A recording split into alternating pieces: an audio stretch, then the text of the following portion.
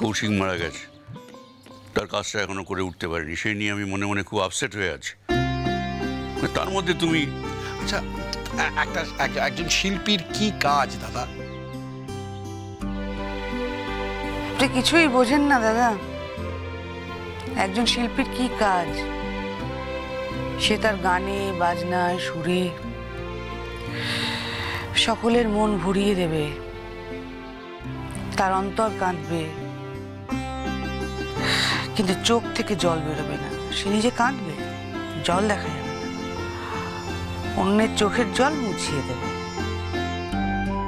তখন থেকে কিন্তু তুমি ঠুকে ঠুকে কথা বলছো, আমাকে টিজ করছো, বিদ্রুপ করছো। তোমার কি ধারণা আমি সেটা বুঝি না? বালের শার্ট, তা কেন ভাবতে যাবো? যাক, তুমি যে বুঝেছো এটাই যথেষ্ট। দয়া করে একটা দুধের শিশি তো, সে আসছে, এমন কিছু ঘটিও না তাতে তার মানসিক বিকাশ ব্যাহত হয় আর কি। বোঝাতে পারছি? দাঁত খেলাচ্ছ? হ্যাঁ, আমার জন্য, আমার গানের জন্য আমার নাতির মানসিক বিকাশ ব্যাহত হবে? কানে কালা হয়ে গেছো বৌদি? না না, আমি কেন কালা হব? আমি শুনতে পাচ্ছি, আমি সব শুনতে পাচ্ছি। মেজটা উঠবো, মেজো। আর ছোট যা না, মিষ্টির হাঁড়িটা নিয়ে আয় না। হ্যাঁ হ্যাঁ, আমি এক্ষুনি মিষ্টির হাঁড়ি আনছি, কিন্তু তার আগে আমার একটা কথা আছে। আচ্ছা মেজদি, এই মানুষটা এত গান গাইতে ভালোবাসে, তাকে তুমি একটু গান গাওয়ার অধিকার দেবে না? না না, এটা কিন্তু খুব খারাপ হচ্ছে। চুপ কর। না না মেজদা, আপনি বলুন, মানে বাড়িতে সামান্য গণতন্ত্রটুকু থাকবে না? এটা কিন্তু একদম ঠিক না। তুমি কিন্তু খুব বাজে মেজদি। ছোট দেখছি আজকাল খুব ভেজর ভেজর করছিস। গণতন্ত্র? মাগো মা, এই তো গানের অংশ, তার আবার গণতন্ত্র? প্যাঁ প্যাঁ প্যাঁ করে ওইটুকু বাচ্চাকে। এই গণতন্ত্রকামী লোকটাকে না একেবারে বন্দি করে রাখা উচিত।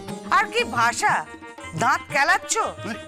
এটা কি ভাষা? আমি কিন্তু এবার কামড়ে দেবো। এই চুপ। আর কামড়াবে কি গো? প্রত্যেকের দাঁত আছে এখানে, কামড়ে দেবো। সে তো তুই বন্দি অনেক দিন আগে করেছিস মেজো। হ্যাঁ, আমার মেষ ঠাকুর পোকে তো তুই তো বন্দি করে নিয়েইছিস, আবার বলছিস কি তুই থাকতে পারবি? মেষ ঠাকুর পোকে ছেড়ে তুই কোনোদিন থাকতে পারবি? খালি তো বড় বড় কথাই বলে যাচ্ছিস। হ্যাঁ, আচ্ছা আচ্ছা ঠিক আছে, অনেক হয়েছে, অনেক হয়েছে, এখন দেখো একটু খোঁজ নাও। আরে বাবা, খোঁজ তো নিয়েই যাচ্ছি, বারবার তো ফোন করছি, ওরা নিশ্চয়ই অন দা ওয়ে। খোঁজও নিচ্ছি, আবার ভয়ও লাগছে। ভয় বলে ভয়? এসে যদি শোনে, ও তো বাড়িতে এসে জানতেই পারবে কাকাবাবুর কাজ, তখন আগে ভাগেই তো জানাতে হবে বাবা। সে যা হবার হবে, আর কি করা যাবে। শোনো বাবা, আমি একটা কথা বলি, যাই হয়ে যাক না কেন, এই আনন্দের মুহূর্তটাকে কিন্তু আমরা নষ্ট করতে পারবো না। আরে যে বাচ্চাটা আসছে তার কি কোনো দোষ আছে নাকি? তার তো কোনো দোষ নেই। তাকে একদম তাকে একদম দারুণভাবে আমাদের ওয়েলকাম করতে হবে। দেখো না, আমি কি সুন্দর একটা ফুলের বুকে এনেছি, ওকে তো ওয়েলকাম করতে হবে। বলো, বুকে এনেছো ঠিক আছে, কিন্তু বুকে দিয়ে কি হয় গো? হ্যাঁ, তুমি একটা জ্যাঠা, তোমার একটা অন্য দায়িত্ব আছে। ও, তা তুমি কে? তুমি তো জেঠি, তোমার তো দায়িত্ব আছে, পালন করো।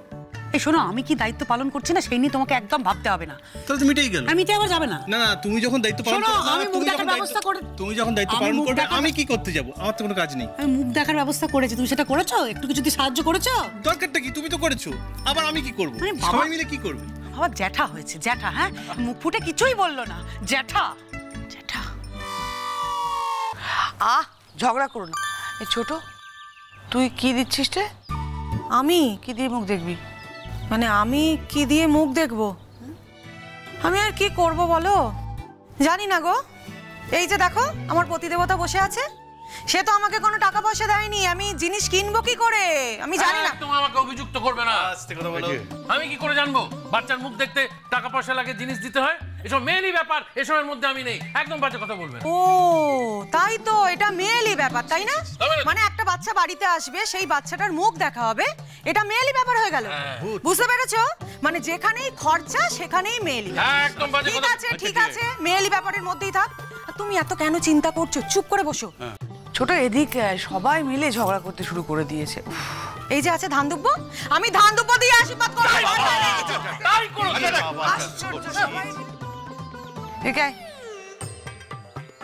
ছোট, তুই রাগাচ্ছিস কেন ছোট ঠাকুরপোকে? হ্যাঁ, ও তো জানে না ওর দোষটা কোথায়। আচ্ছা ও জানবে না কেন বলো তো বড়দি? কেন জানবে না? এটা তো বাড়িতে প্রথম বাচ্চা না, এর আগেও তো বাড়িতে বাচ্চা এসেছে। ও জানে না এগুলো? আসলে কি বলো তো, এগুলো ইচ্ছে করে করে। হ্যাঁ গো, ওই যেখানেই টাকা পয়সা খরচাবে সেখানেই উনি কিছুই জানেন না। আমি জানি। একদম এইসব ব্যাপারে টাকা পয়সার খোঁটা দেবে না। বাবিনের ছেলে, সে আমার পাঁজর, বুঝলে? এই বাবিনের ছেলে, রিজুর মেয়ে, এরা আমার পাঁজর। এদের নিয়ে তো আমি ভবিষ্যৎটা বাঁচবো। এদের কিছু দেওয়ার জন্য না আমাকে দুবারও ভাবতে হয় না। হ্যাঁ, মাথায় ছিল না এসব, আমি বুঝি না। ঠিক আছে, আমি ওই কিছু যখন কেনা হয়নি টাকা দিয়ে মুখ দেখে নেবো এখনকার মতো। আমি তো তোমার অপেক্ষাতেই বসে আছি, তাই না? তুমি কখন কি কিনে আনবে? শোনো, আমি না ছেলের বালা করে নিয়েছি, ওই বালা দিয়েই আমি মুখ দেখবো। ঠিক আছে, তুমি বালা দিয়ে দেখবে, আমি আমার মতো দেখবো। বড় বড় কথা শুধু। আমি আমি আমি- আমি কি দেব? আমি কি সুর? আমি সুর দিয়ে ওর মুখ দেখবো। যা বাহ, তুই সুর দিয়ে মুখ দেখবে, তার ফলাফলটা কি হবে জানো? চমৎকার সুরে গান গাইবে। আর সে তুমি কল্পনা করতেই পারো, কিন্তু আমি তো দিব্য চোখে স্পষ্ট দেখতে পাচ্ছি যে তোমার সুর তার কানে গেলে বেশরু হয়ে তোমাকে বধ করবে। কি? হ্যাঁ, তাই তো। তোমার সুর যদি তার কানে যায় তাহলে কিরকম অসুর ছেলে তৈরি হয় বলো তো? দয়া করে তার কানের কাছে আর তোমার বেসুরে গলা গান গাইতে যেও না। আমি গাইবো, আমি ওর কানে সুর ঢোকাবো। যতই তোমরা আমাকে বাধা দাও, যতই আমাকে বারণ করো, আমাকে তো চেনো না।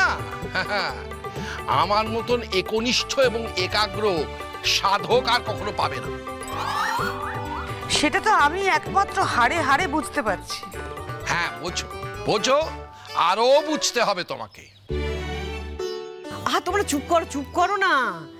আমি একটা হার রেখেছি, দেখাই তোমাদের সবাইকে। দাঁড়াও, এই দেখো দেখো, সোনার হার আমি ঠিক করেই রেখেছি। এই তো, এই এই এই যে দেখেছো?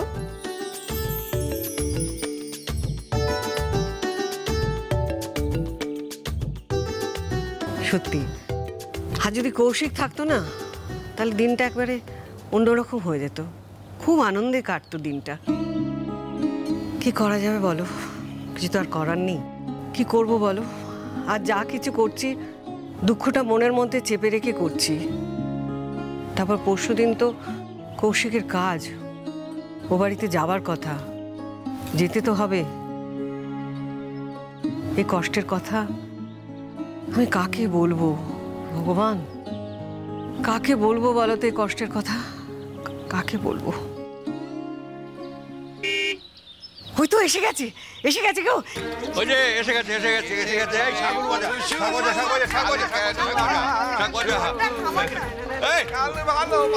চুপ, কোথায় আমার দেব শিশু? কোথায় আমার দেব শিশু? কোথায়? এই আগে আমি যাবো। না, তুমি যাবে না, আগে আমি যাবো। আগে তুমি যাবে না, আগে আমি যাবো। ছেড়ে দাও। কেন ছেড়ে দেবো? বড় বৌদি যদি কুল গাছ হয়, তুমি শাল গাছ। না। উপর থেকে দেখবে বার্ডস আই ভিউ।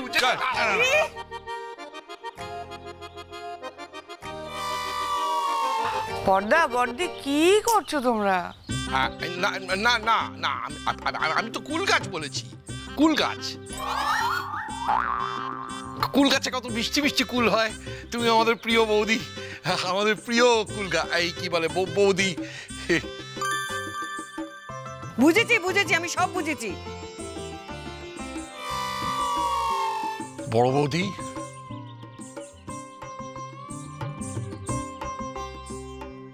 মেজদা, দেখছো একই ঝগড়া লেগেছে। তুমি পারো বটে, বাড়িতে একটা নতুন অতিথি এসেছে। শোনো, আমি কুল গাছ হই আর দুব্ব গাছ হই, দুটোই কিন্তু মানুষের কাজে লাগে, বুঝলে? আমিও মানুষের কাজে লাগি। হ্যাঁ, অবদের গোবদে আনন্দ। আচ্ছা ঠিক আছে। বলছি কি, চলো না বাচ্চাটাকে নিয়ে আসি। দাঁড়িয়ে থাকবে নাকি বাইরে এত করে? কই বাবা, দাঁড়াতে এসো না। কোথায় যাচ্ছ? আরে গুনগুন একা পারবে নাকি বাচ্চাটাকে নিয়ে? কাকে আনতে? বাচ্চাটাকে নিয়ে দাঁড়াও তো। কোনো দরকার নেই বৌদি। হ্যাঁ, মানে কি হয়? কি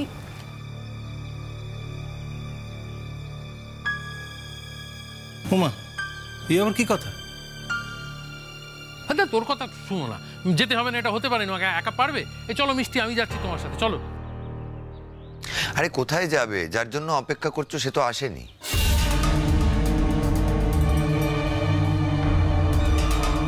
তুমি এসেছিলে পরশু, কাল কেন আসনি? কাল ভালোবাসনি। আসতে বাবা প্লিজ। আসতে মানে দাদু ভাইয়ের কানে সুর প্রবেশ করবে, এখন আমার আসতে গাইলে হবে, আরো জোরে গাইতে হবে। তুমি এসেছিলে পরশু, কাল কেন আসনি? কি হয়েছে বাবিন? যার আসার কথা ছিল সে আসেনি মা।